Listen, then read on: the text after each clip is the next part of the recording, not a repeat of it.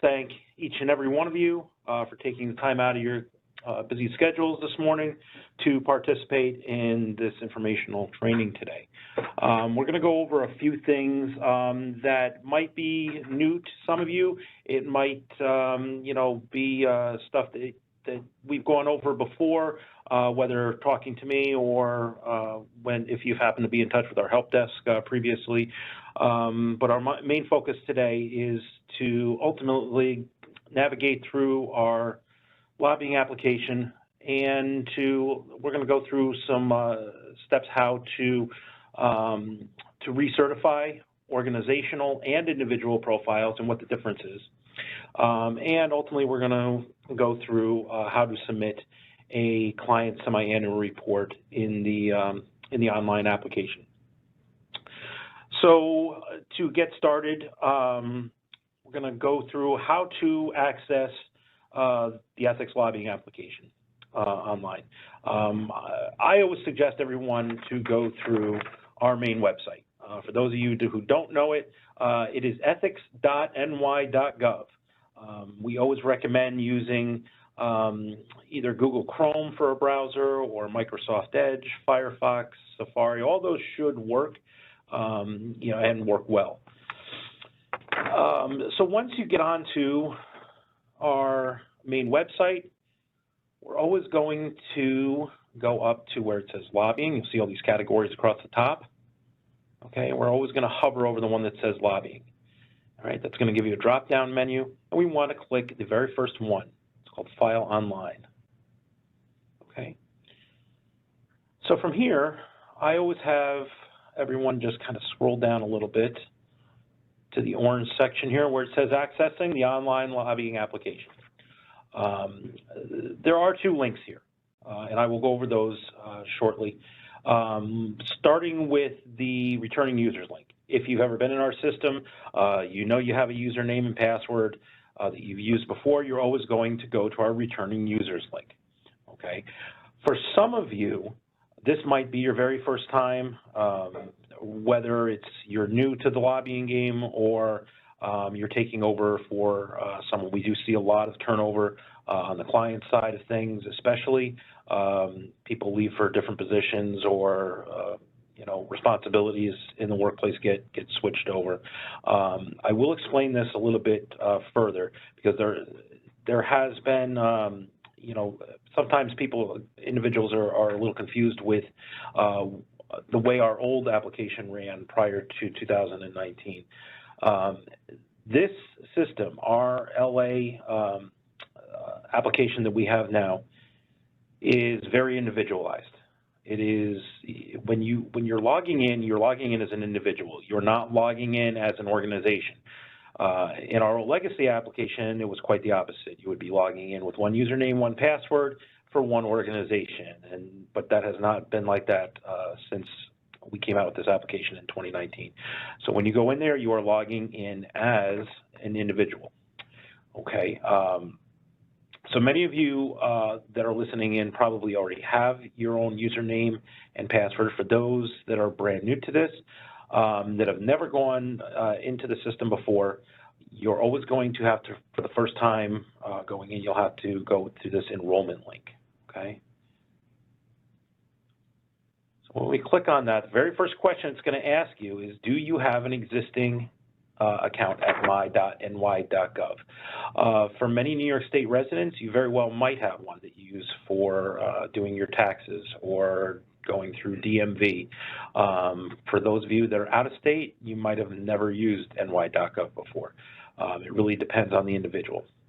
So that being said, if you do have one, you would ultimately click yes, and it would just basically prompt you to enter your ny.gov username, the registered email that goes along with your username, and then from there it will ask you to ultimately log in. For those of you that do not have one, you would switch to no, and at this point you would create a desired username, temporary password, and so on and so forth. basically you can see it right here. You go down and fill out the information. Obviously, the red asterisks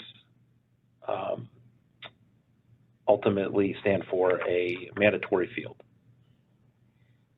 What I do recommend to a lot of our filers is when you are selecting your username, you have to keep in mind that this ny.gov is used by millions of people throughout New York State for various different agencies. So there are a lot of different usernames out there. What I suggest to a lot of the individuals that call here to the commission that need assistance is to select a username that is most specific to you as an individual. So say like first initial, last name, and like a 4 or 5 digit number, like a birthday, something like that. Keep in mind, everything from this point on is case sensitive. If you put a capital letter in there, the system will remember it. And then, as you can see, there's a temporary password in there.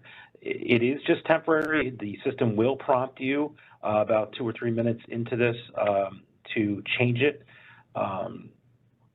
Again, the password must be, all passwords must be at least 14 characters long. Must contain 1 uppercase, 1 lowercase, 1 number, and 1 special character. And that goes for when you create your final password as well. So from there, I'm not going to go through the whole, the whole process, but of creating a brand new ny.gov username. But then you would basically go through the steps, and it will eventually take you to creating a user profile. Once you get to that point of creating a user profile, that is what you're doing there. You're creating your own individual user profile for our lobbying application. Okay. Again, all the information would be specific to you. Most importantly, contact phone number, contact email, which eventually will bring you into your individual dashboard, which I will show to you in just a second. So what we're going to do now is, for a good majority of you, you will be using the returning users link. And that, again, is for people that have been into the system before. They have an individual profile, an individual dashboard within the lobbying application. So for right now, we are just going to sign in as a returning user.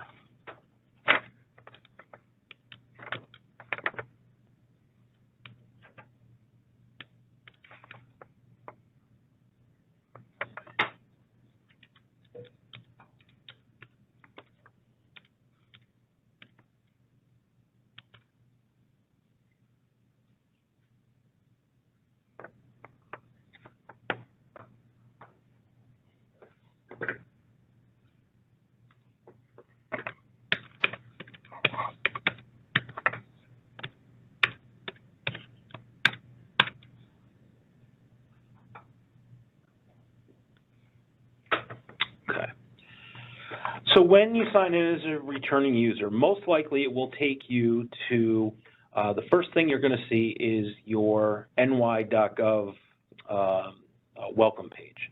Okay, it will ultimately have a message at the top that says welcome with your name, and it will say that you're logged in as your username. From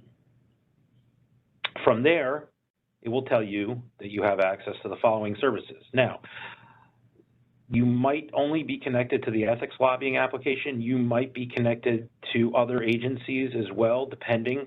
Like I said before, you might use ny.gov for your for tax and finance, for the Department of Motor Vehicles, Department of Labor, what have you. You're always going to select, in this case, the ethics lobbying application. Now, that's usually going to bring you into your individual dashboard. This time of year, we get a lot of questions about recertification. So we're going to touch on this just for a couple minutes.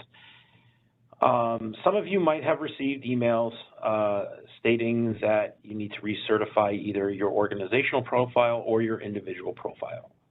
They are two different things, and we will go through both of them this morning. If you do need to be recertified for your individual profile, when you do log in, the first thing you're going to come to is your individual user profile in the lobbying application, which you can see right here. And it will have your individual ID number.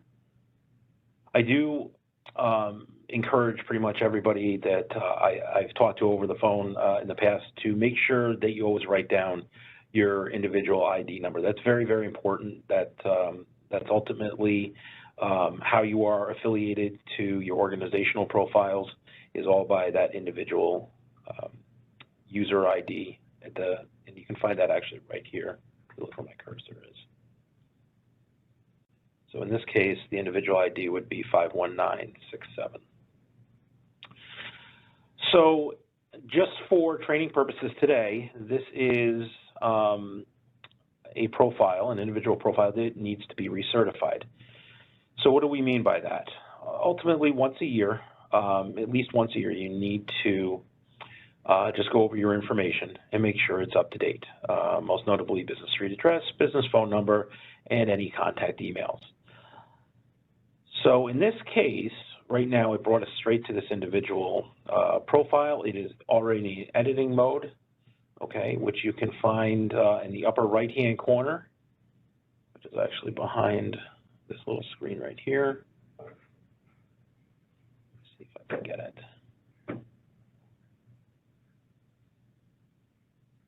Okay, so now we're in editing mode. Okay, and you're just going to go down and make sure all the information is up to date. If there are any changes, this is where you would ultimately make them. And now we're going to, if everything looks good, we're going to scroll down, check mark the box, and we're going to hit recertify. That should bring you right back up to the top of the individual user profile. Okay. And now this profile here is good 1 year to date from when it was recertified. So December 12th of next year, it would need to be recertified before then. So we can now go out to our dashboard, and this is ultimately, if everything is up to date, usually this is where, when you log in, this is like home base ultimately. So on the left-hand side, you're going to notice there's something that says affiliated organizations. Just for this demonstration, we're going to use Housing Improvement Corporation, and we're going to click View to get in there. Okay, this is going to bring you to the organizational profile, not to be confused with the individual user profile. Okay, like I said earlier, when you log in, you're logging in as an individual. Okay, and you can always tell who you're logged in as by looking up in the upper right-hand corner. You always see the name. Okay, so what we want to kind of go over now is how to recertify the organizational profile. It's pretty much the same as the individual user profile. Now, a couple things. For those of you that actually do the filings, we've had a lot of questions regarding ability to submit filings and what is required. There's three components to be able to submit a filing successfully. One of which is the CAO needs to have their individual profile recertified and up to date. Okay, and as we just showed you, we just did Chris Filer here, so we know he is up to date. The second component is the organizational profile, which we are in right now. Okay, that must also be recertified. Okay, so what we're going to do here is, it's already in editing mode. Okay, what we're going to do is just scroll down, make sure that the delegated administrator is up to date, the CIO is up to date. And again, business street address, business phone number, and contact emails. If everything looks good, we'll check mark the box. We will recertify. If you ever get this message that comes up, organizations from NYB, we strongly suggest that you always hit the None Match button. Okay, and that will bring you back to the top of the organizational profile.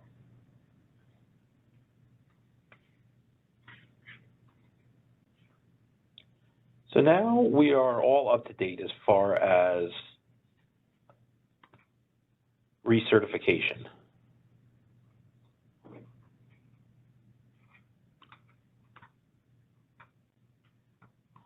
One other thing we did want to touch on for those that are, again, have a new organization in the system or have never claimed their organizational profile previously, and this is the first time. I won't go through the whole thing, but this is where you would go to actually claim that organization. You would just go onto your main dashboard, okay, and we are going to go over to the right-hand side. It says Create or Claim, and click on the blue Organizational Profile tab.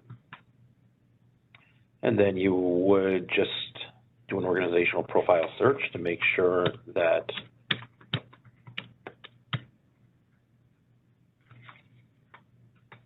your organization is in the system.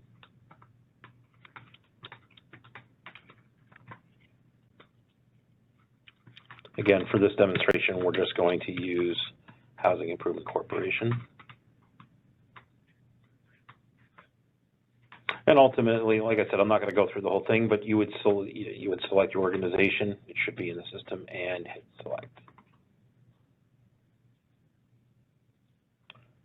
And if anybody ever needs assistance on doing that or has any questions, you can always contact our help desk, and one of our representatives will definitely assist you with that. We're going to go back out to our main dashboard here. Just one side note, if anybody ever gets lost or gets a little confused on where they are, whenever you hit the word dashboard, it will take you back to where you started. The dashboard is basically like your home base. So that's just a little side note. So what we're going to do now is go over how to submit a client semi-annual report for retained lobbyists. There are a couple things to go over at this point. Usually I like to start with, if you are a contractual client and a beneficial client, we always like to start with the source of funding first, which, as you will see in just a minute, actually attaches to your client semi-annual report. So we are going to go over under client filings. We're going to select source of funding. And from here, you should be able to select your organization.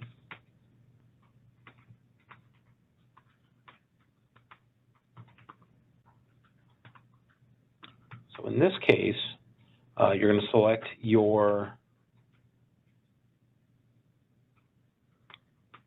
reporting period, which are all listed down below.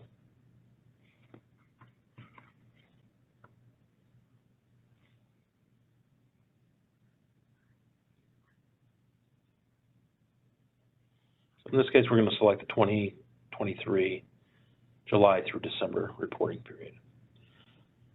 And that's going to open up the front page of your source of funding disclosure form. So a lot of questions we get are about, one of the most common questions that I get is, Brian, well, do we really need to do this?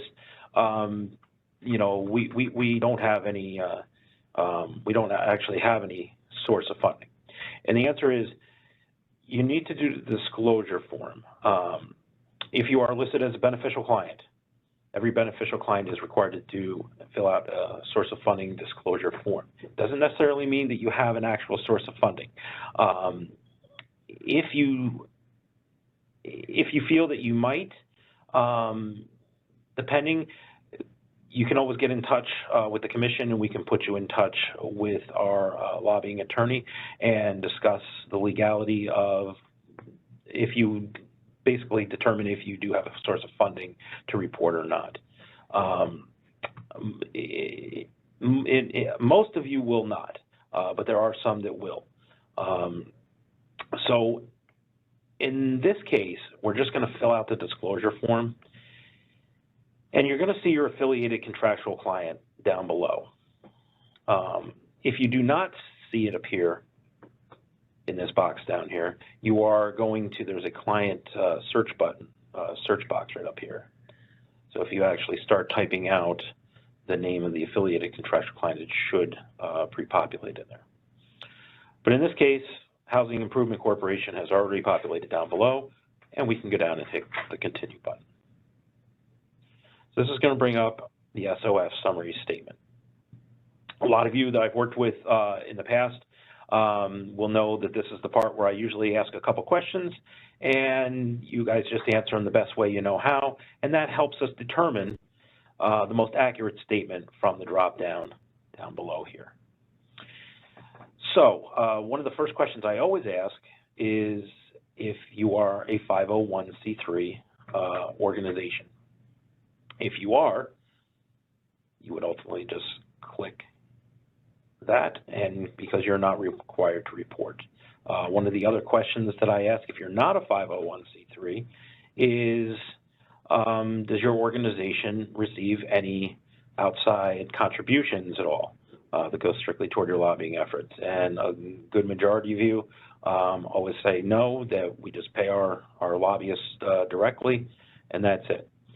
In that case, you would select not required to report, that the beneficial client had no applicable contributions. Again, if you're not quite sure, please get in touch with us, and we can get you in touch with our lobbying attorney, and they can go over, you know, the determination if you actually do have an actual source of funding to report, or if you do not. So for this demonstration, we are just going to say that the beneficial client is a 501c3 or government organization. And then we'll hit continue. That's going to bring up our declaration. You'll notice that the filer's name will be in there. The CAO's name will be in there. And if everything looks good at this point, we are just going to check mark the declaration. And since we are on the declaration and the attestation, we are not going to hit continue. A lot of people do. Once you get to the attestation, that is the last page of the filing. So whenever you're ready, you would ultimately go up and hit the green submit filing right above here.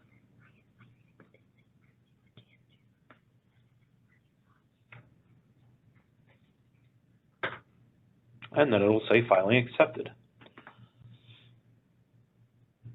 So at this point, a lot of people just print this page out just for their records. So feel free to do that. It does give you the option to return to the dashboard. So we are going to return to the dashboard now. And that's going to bring you back. We're going to go back under client filings now, and this is how we're going to start our client semi-annual report. Again, we're going to select our organization,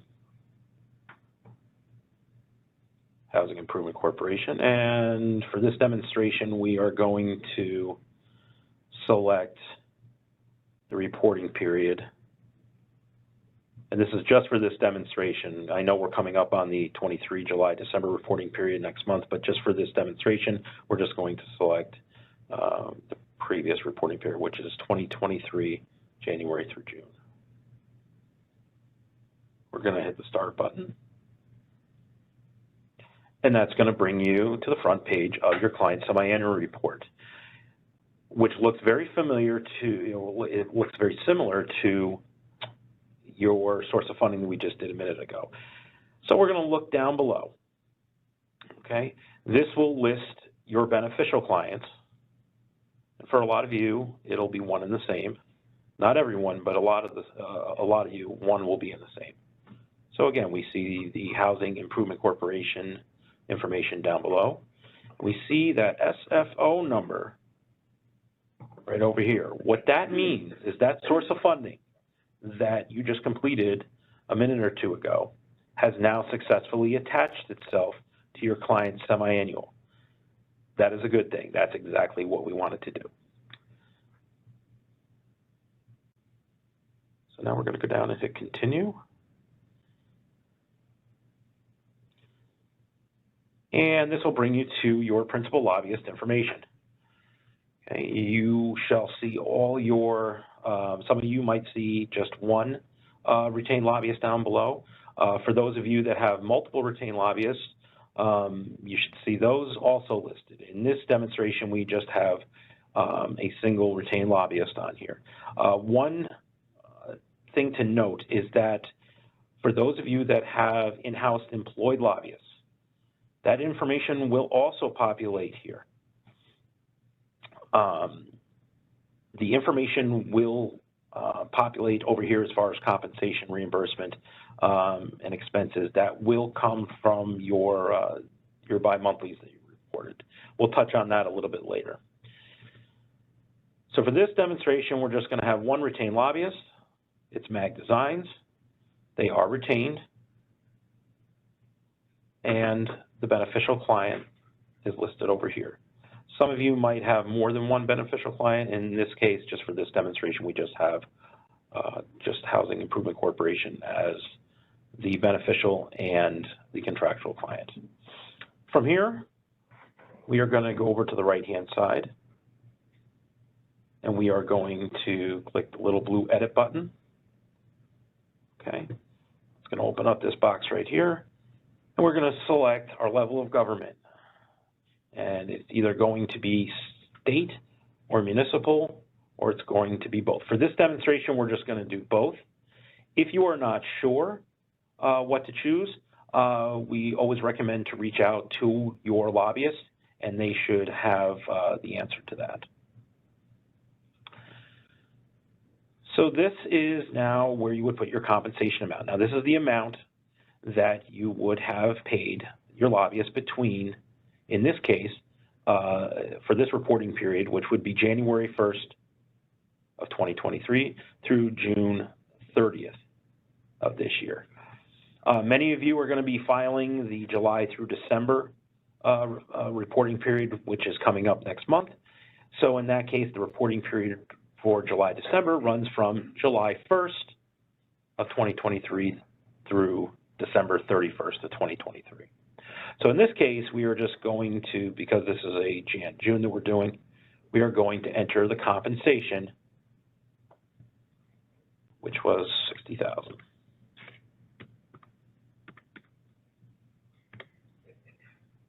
One question I do get a lot of when entering the compensation, a lot of people say, Brian, do I put commas in there? Do I put decimal points, dollar signs? No. The answer is no. You just put the dollar amount, and that's it. You do not need any decimal points, no cents, no dollar signs, no commas. And then if you do have any reimbursed expenses that you were billed by your lobbyist, this is where you would enter it. If there are no reimbursed expenses, you would just leave it at 0. And from here, we hit the save button.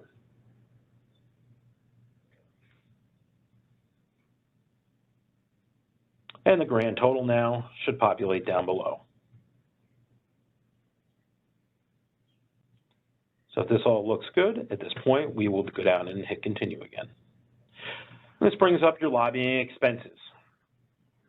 Most of you, not all of you, but most of you will not have to worry about this section, but some of you might. If you have any questions regarding your expenses, you can reach out to your lobbyist, or we encourage you to use these little blue information tabs.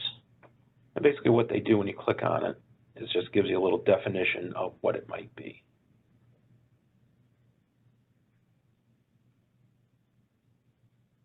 And for this demonstration, we are just going to say that we do not have any lobbying expenses for this reporting period. So if that is the case, we're going to go down and check mark the box if we have no other itemized expenses.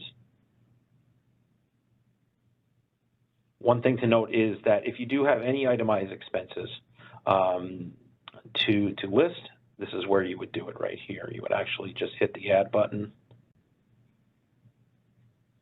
and fill out the information,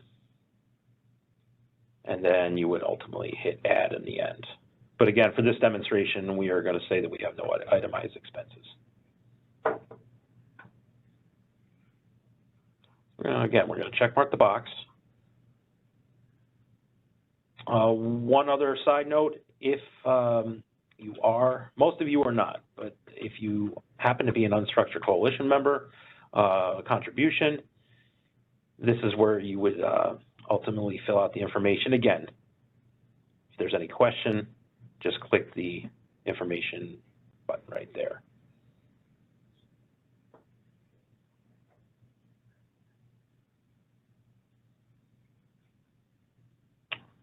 So we are now going to continue. That's going to bring us to our subjects lobby. We do get a lot of questions about this. If you are not quite sure what your subject should be that is being lobbied on, one of two things. You can always contact your, reach out to your lobbyist. They would usually have the answer to that. Or you can go through our alphabetical list here to choose a subject. And you do that by just typing in an asterisk. It's going to give you an alphabetical list. Now, you can have, you have to have at least one subject listed in here, but you can have multiple. Some of you might only have one, some of you might have 3, some of you might have 10. Really, it depends on your organization. If you go through and you're really just not quite sure what subject to put in there, you can always scroll down to what we call miscellaneous business general.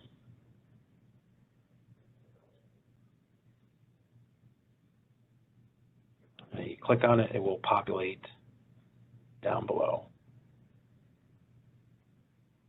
But just to reiterate, you have to select at least one subject off the list in order to submit the form. So we selected a subject. We are now going to go to continue.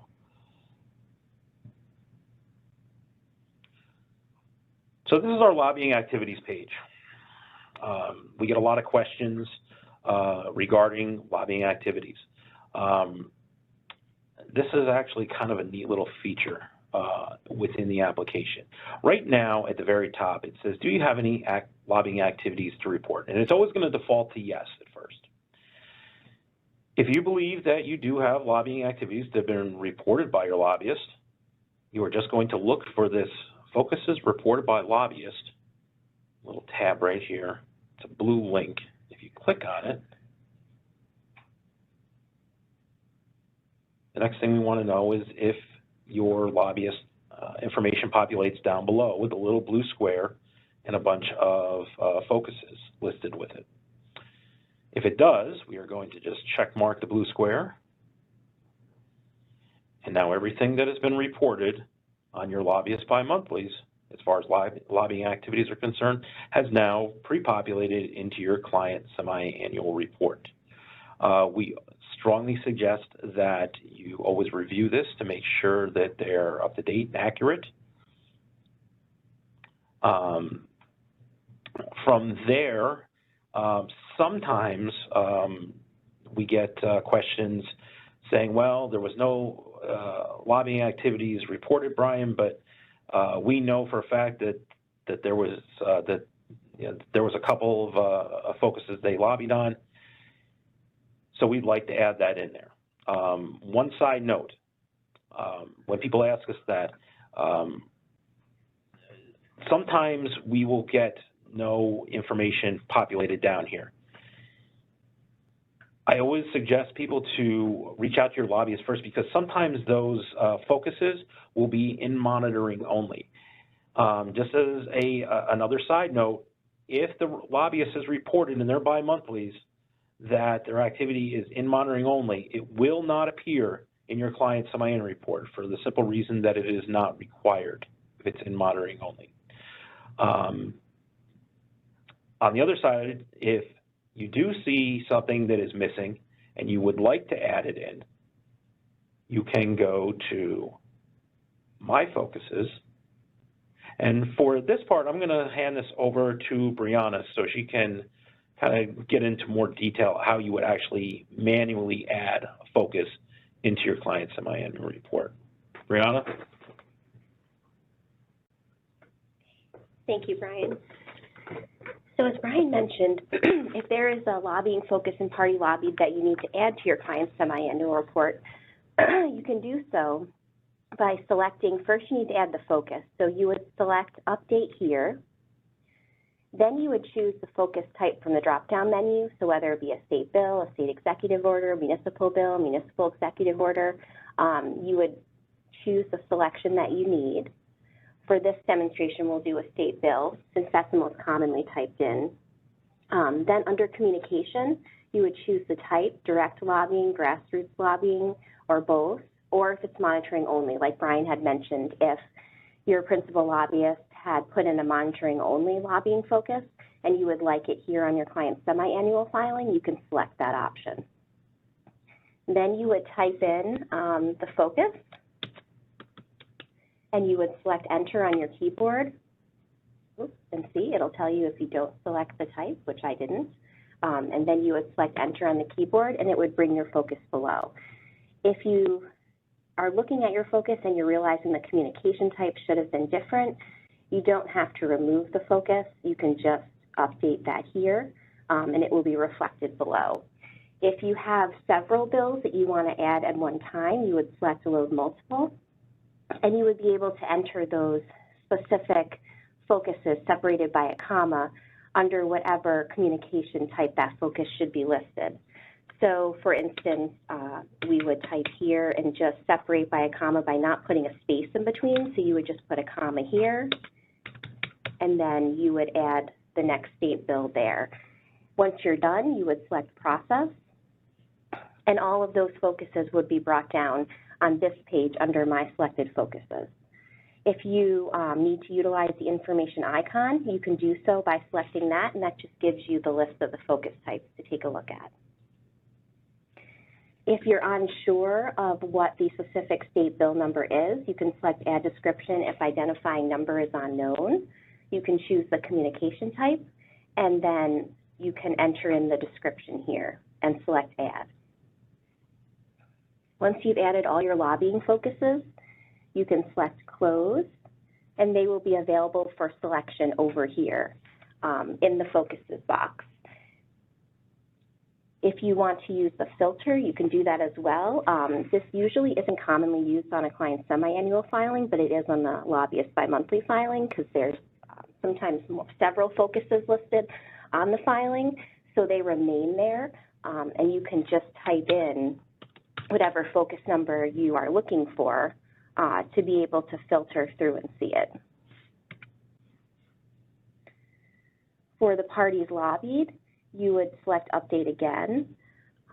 Here's where you would choose the party name from a pre-selected drop-down menu. You can either select the asterisk for the list to appear, or you can type in a specific name. So for an assembly committee, you can scroll down and just select, for this demonstration, we'll do Agriculture Assembly Committee, and that would then appear down below under Parties Lobbied. For agencies, you would need to, that would require additional information for state agencies. So once you select, so for this demonstration, we selected Commission on Judicial Conduct, and you would just select Add, and then you would be required to provide either the unit, division, or department that was lobbied, or if it's a social media platform, you would type that in here, or you would put the first and last name or title of the person that was lobbied. And then once you do that, you would select Process, and that would be brought down below under Parties Lobbied. And you can always utilize these information icons. And then if you have any further questions, you can always contact either the lobbying help desk or the client semi-annual unit. Then you would select Close. That is only the first step. However, in order to move it onto your client semi-annual filing, you would have to, I guess in a sense we call it marry the focus with the party lobbied.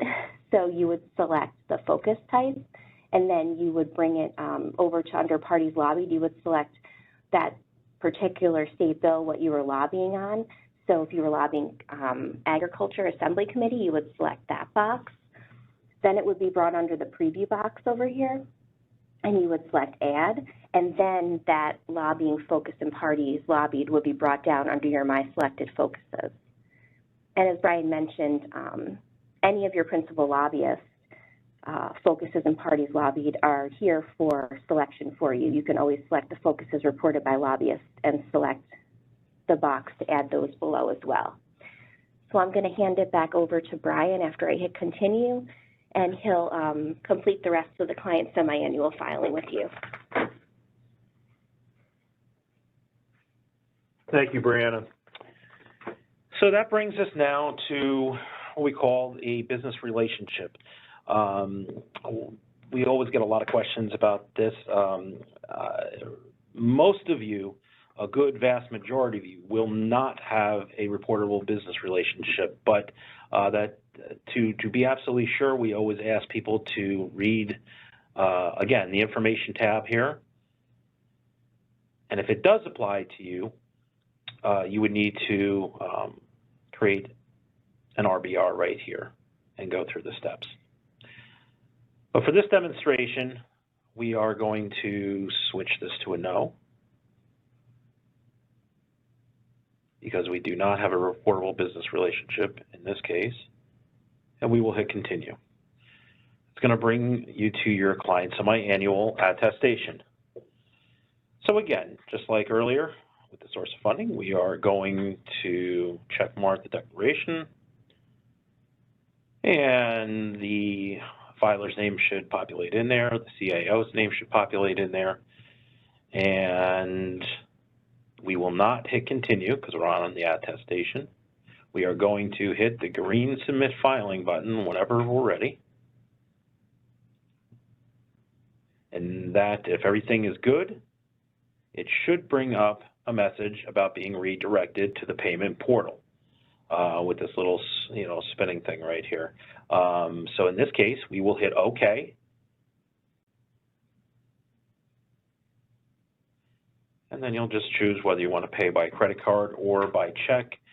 In this case, just for the demonstration, we are going to put a check.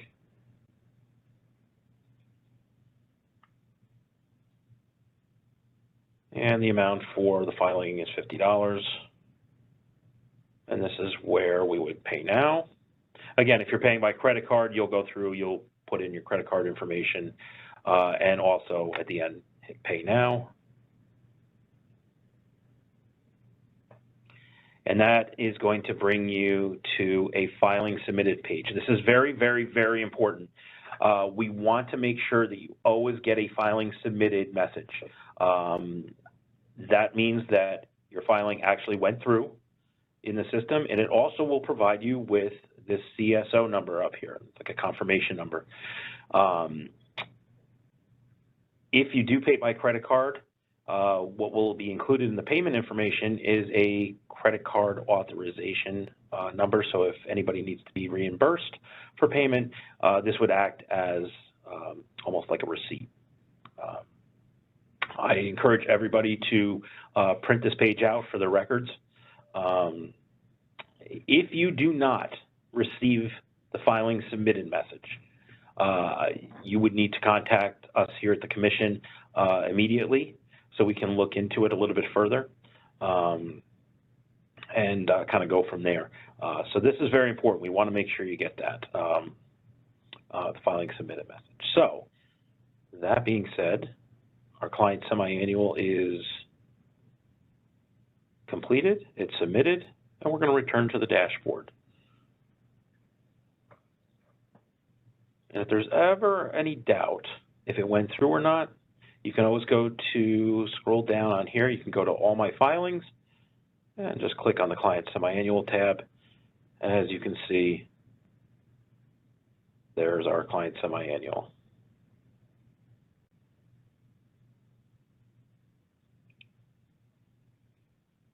One other thing to note, if you are paying by check, the status will not say submitted until the check is received here at the Commission. It will go into pending status, and once the check is remitted here at the Commission, it will switch automatically to submitted status. So again, we're back on our dashboard now. I did want to touch a little bit on those of you that have strictly just employed lobbyists. You do not have a retained lobbyist, you just have in-house lobbyists, and you're used to filing your bi-monthlies every couple months.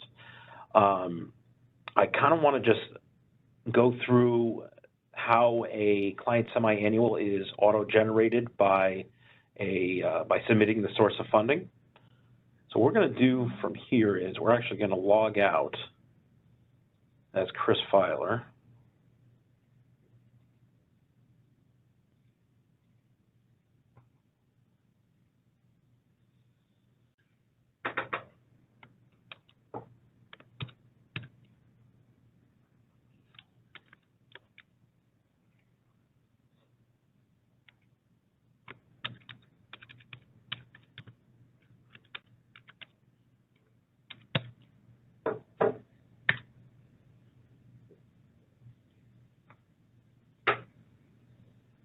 All right, so this is going to bring you into a person named Mark Johnson. Okay. Again, you can see, so a totally different individual, but you can see that the dashboard looks very similar. Again, we're going to go to look at affiliated organizations. Okay, and you can see that the organization we're using for this demonstration is going to be Mag Designs. So for those of you that have strictly just employed lobbyists, you know by now that you are required to file your bi-monthlies with your lobbying activity. If you are listed as a contractual client and a beneficial client, okay, the beneficial client, as we mentioned before, is required to file a source of funding. So what we're going to do is, whereas a client semi-annual is technically not required in this specific type of situation, a source of funding would be. So what we're going to do is we're going to go to, just like we did before, the source of funding tab. We're going to select our organization. In this case, it's Mag Designs.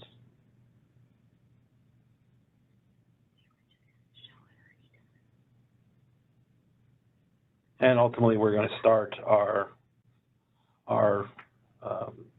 select our reporting period. Now, I'm not going to go through the whole source of funding thing again, but what I want to show you is the end result of once you do submit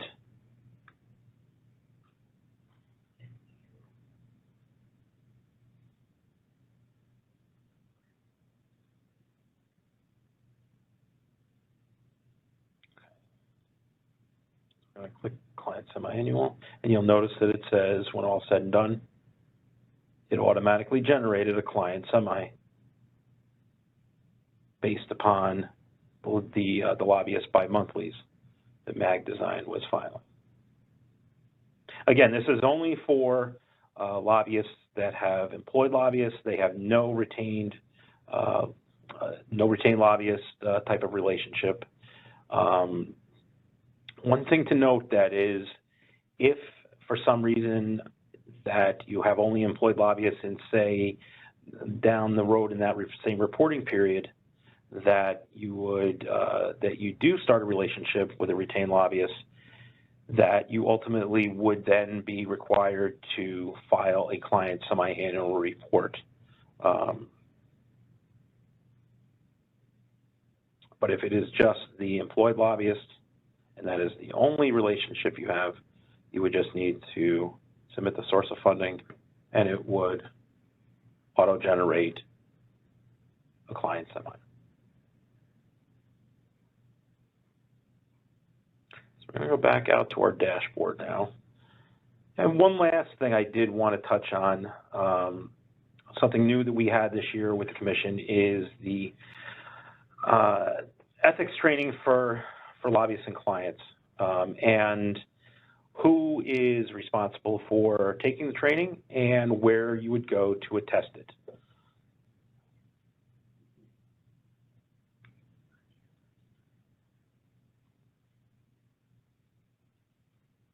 Okay, so in this case, first thing we want to show you is,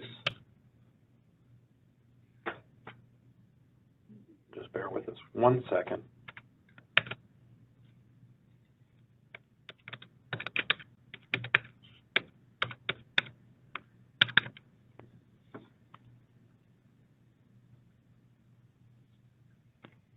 Okay, so we're logging back in as Chris Filer.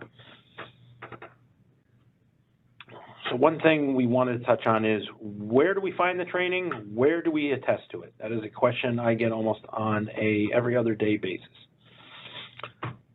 In order to find the actual training itself, it's actually located right out on our website. So again, you would just go to our main website at ethics.ny.gov.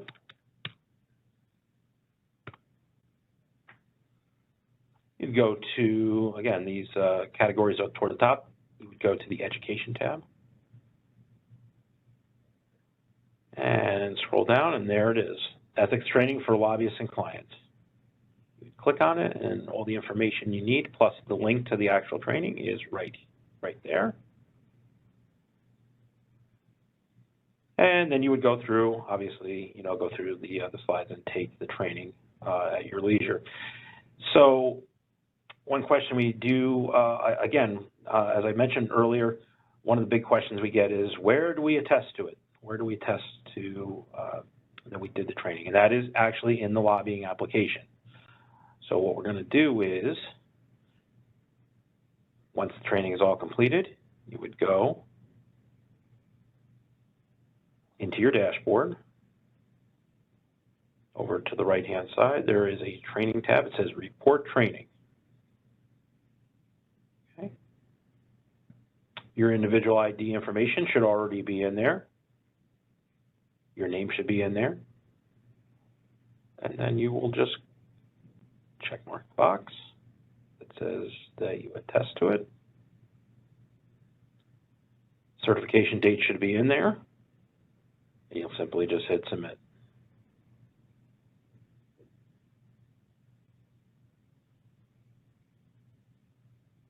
And you will then get a message that says successfully submitted the training.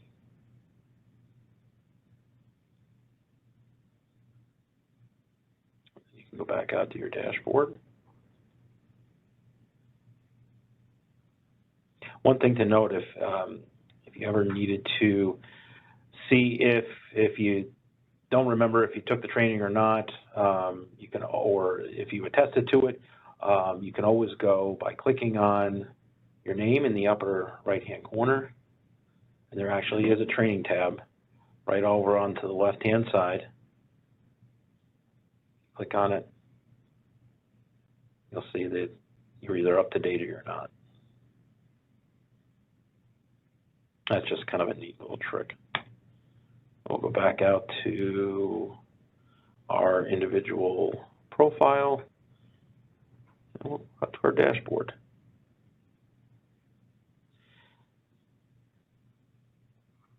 And that's basically about it. as far as navigating through the dashboard, through the lobbying application.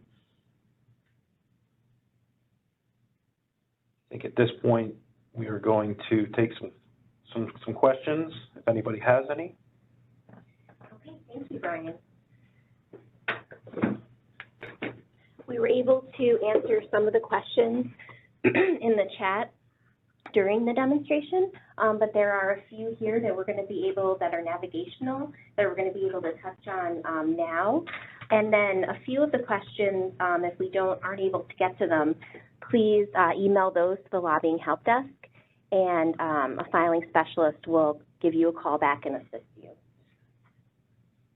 So the first question that we have is, can a preparer recertify the organization profile, or can just the DA and the CAO recertify? So a preparer cannot recertify an organizational profile. The only authorized roles that have the ability to recertify the organization profile is the CAO and the delegated administrator. The next question is, who should file a client semi-annual? So if a principal lobbyist has retained you as the client and is doing lobbying on your behalf, and they exceed or anticipate exceeding the $5,000 threshold within the calendar year, you are required as the client to file the 6-month client semi-annual filing, the January, June, or July, December. If you are unsure if you are required to file a client semi-annual filing, you can contact the client semi-annual unit, and they can kind of work with you to figure out if you are somebody who is required to submit a client semi-annual filing, or they might need to refer you to your principal lobbyist so that you can contact them and go from there. Can you recertify before the end of the year, or do you have to wait for an email? So no. So the recertification process, every time, for example, when you go up to your user profile, if throughout the calendar year you make any type of edits within your user profile, once you submit that update, your recertification year-to-date changes. So you're able to even go in before a system-generated email is sent to you saying that the recertification is due. So you can really go in and recertify your user profile. The only difference is that if it's not in recertification status, it wouldn't appear when you log in as recertification required. But when you go in and submit a profile update, your year-to-date recertification deadline date would change and be pushed further out. So you can really recertify your user and your organization profile anytime throughout the year. The next question is the option under not applicable lobbying focuses available? So for lobbying focuses, I don't believe we have a not applicable option. Let's go into the client semi.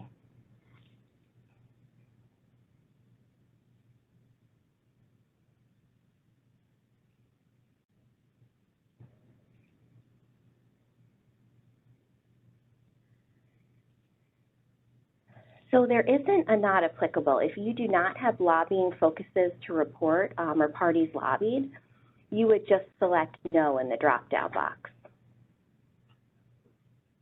I'm not sure if I thoroughly answered that question. I think that the question was being asked saying if you don't have anything to report, but if that's incorrect, please contact the Lobbying Help Desk so that we can make sure we get you the correct answer.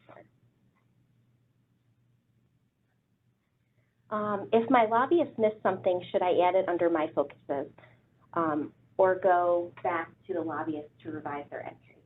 So I think that what's recommended is to do both. So I would contact your lobbyist and just make sure that they're reporting on their side, you know, what you're reporting on your side, just to make sure that you're also having the correct information reflected on your client semi-annual. However, you cannot edit anything that your lobbyist has reported here. under focuses reported by lobbyists. So what you would do is on your client semi-annual, you would just add a focus like I demonstrated before by selecting update under focuses and update under parties lobbied and entering that information here, and then selecting those two choices to be sure that they're reflected down under my selected focuses. But I would recommend reaching out to your lobbyist as well. So if there's any records that they need to update, they're able to. So the continue button is pretty much just used. The question was, when would you need to utilize the continue button? That's an optional, so you can go through the filing two different ways. You can either select continue to go from tab to tab, or you can just select the next tab below. So that's not a mandatory. You don't have to click on that to get to the next tab. You can, or you can just click on the tab that you're looking to access. These are really great questions. So what does you have open tickets that require action mean? So that is a great question. So this particular filing, it's just to kind of show you as the individual what outstanding issues, if there are any on your filing. And the most common one is just if you select to choose by check, you know, the payment ticket that's reflected here does not close out until the payment is received at the commission and processed. So when you open, when you log into LA and you're brought to your dashboard, you would see like a red bar appear, and it would say you have open tickets that require action. And when you select it, when you select My Tickets above, it would show you what's actually pending for you. So for this particular filer, we're just waiting on payments to be received. So it's just a function for you to be able to see if there's anything that we're waiting on from you. And of course, if you have any questions about that, you can always contact either for like a filing requirement question, you can contact the client semi-annual unit, or for anything where you're just wondering how to utilize and find out what open tickets you have, you can contact the lobbying help desk.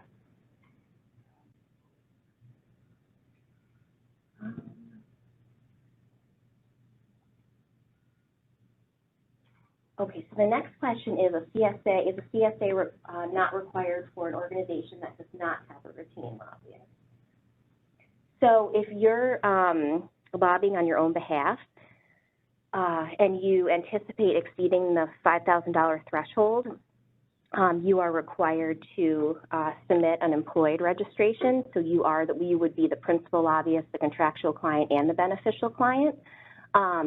And if you exceed the $5,000 threshold, then you're in turn required to, well, if you're employed only, like Brian mentioned, you would only be required as the beneficial client to submit a source of funding, which would auto-generate your client's semi-annual filing and list all of the activity and compensation that you listed in your lobbyist bi-monthly filings for that reporting period.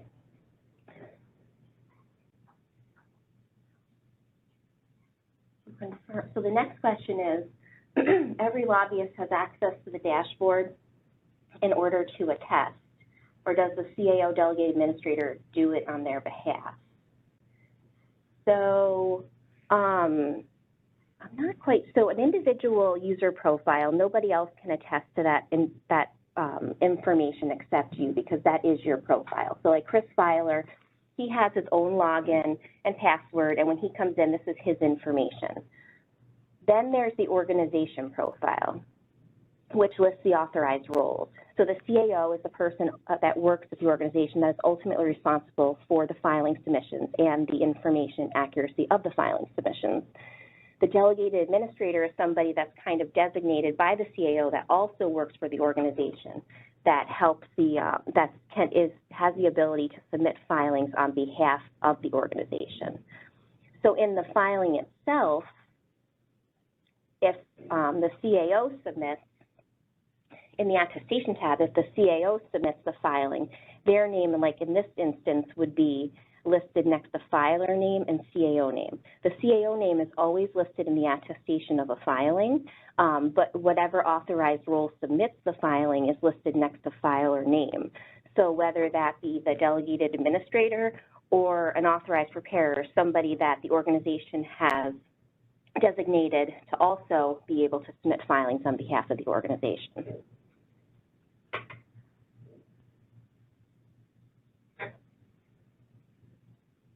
So the next question is, if you exceeded $5,000 for the January-June reporting period, but had zero compensation for July through December, you still need to file a client semi-annual. So if you exceeded the $5,000 threshold and you're still registered with your principal lobbyist, you didn't terminate on or before June 30th of that year, then since you did exceed during the first half of the year, you would be required to submit the second half of the year as well.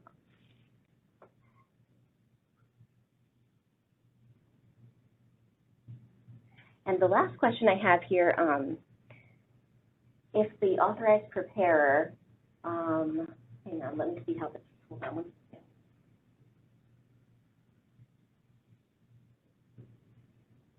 That is a great question. Okay, so if you prepare your client semi-annual filing before your lobbyist has submitted the last bi-monthly filing, the lobbying activity, if you submit the client semi-annual, the only, and you select focus as reported by lobbyists, the only information that would carry over is on whatever bi-monthly submissions have already been in the application. So so what you would need to do in that instance is you would need to amend your client semi-annual after your principal lobbyist submits the November, December for that additional information to carry over to your client semi-annual filing. But I would always recommend selecting the blue square if there is one available there and reviewing that information to see if it's accurate, because that's reflective of what your principal lobbyist has submitted so far in their bi-monthly filings for that reporting year and period. Okay, I think I went through all the questions that we have time for today, and that were mostly navigational in nature. So I just want to take this time to thank you all for attending. We had such a big turnout the last time, and it's really encouraging to us that you've taken your time out of your day to listen to our presentation, and Brian did a great job. And if you have any questions, we're always available, our filing staff, so feel free for navigational to reach out to the lobbying help desk, and any filing requirement questions, please reach out to the client semi-annual unit, and I hope everybody has a great day. I'm going to